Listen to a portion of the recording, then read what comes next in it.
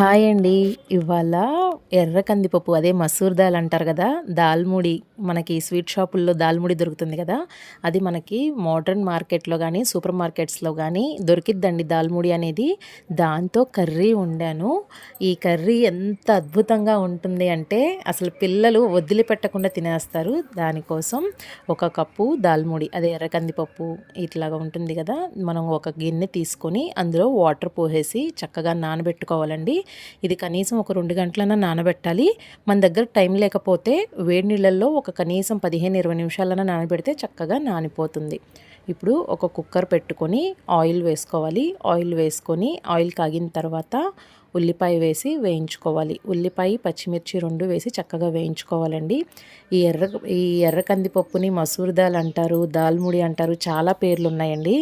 ఇది హెల్త్‌కి ఎంత మంచిదంటే మన బీపీని చాలా చక్కగా కంట్రోల్ చేస్తుందనమాట.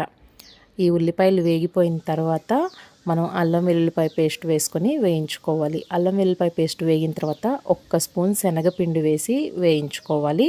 ఇక్కడ మీడియం ఫ్లేమ్లో పెట్టి వేయించుకోండి. ఈ శనగపిండి కూడా చక్కగా వేగిన తర్వాత మనం బంగాళదుంపల్ని కోసి పెట్టుకోవాలండి. ఆ కోసి పెట్టుకున్న బంగాళదుంప ముక్కలు వేసి కలుపుకోవాలి.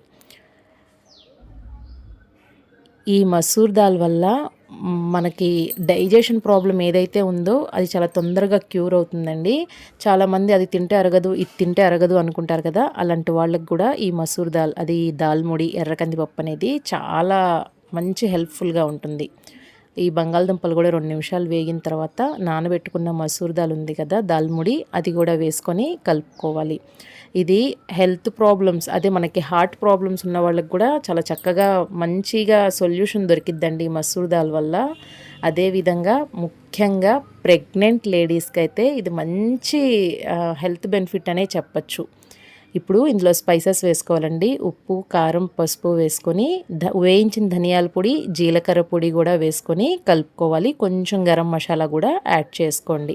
ఇవన్నీ టేస్ట్కి తగ్గట్టు కావాలంటే తగ్గించుకోవచ్చు, పెంచుకోవచ్చు. ఇవన్నీ వేసేసి బాగా కలుపుకోవాలి. బాగా కలిపిన తర్వాత ఇందులో ఒక గ్లాస్ వాటర్ వేసుకొని కొంచెం కొత్తిమీర చల్లుకోండి. ఫైనల్గా ఒక 2 టమాటోలు సన్నగా కోసి వేసేసి బాగా కలుపుకొని కుక్కర్ మూత పెట్టేసి 2 విజిల్స్ మీడియం ఫ్లేమ్లో ఉడికిస్తే కనుక చక్కగా రెడీ అయిపోతుందండి. మా ఇంట్లో ఈ కూర ఎప్పుడు వండినా కూడా పూరీలు అయితే మిగులుతాయేమో కానీ కూర అయితే మిగలదనమాట. పిల్లలు అంత ఇష్టంగా తింటారు. ఇది కర్రీలాగే కాదండి, మనం చాట్ తింటాం కదా, అలాగా డైరెక్ట్గా మనం బౌల్లో వేసుకొని స్పూన్తో తినేసామంటే స్పైసెస్ అన్నీ బ్యాలెన్స్గా వేసుకొని అసలు అద్భుతంగా ఉంటుంది. ఒక్కసారి తప్పకుండా ట్రై చేయండి. ఇట్లాగా 2 విజిల్స్ వచ్చే వరకు ఉడికించుకోవాలి. దీనికి పేర్లు చెప్పాను కదా, దాల్ ముడి, మసూర్ దాల్, ఎర్ర కందిపప్పు, ఇలా ఎన్ని పేర్లతో పిలుస్తామో ప్రయోజనాలు అంతకంటే ఎక్కువ ఉన్నాయి.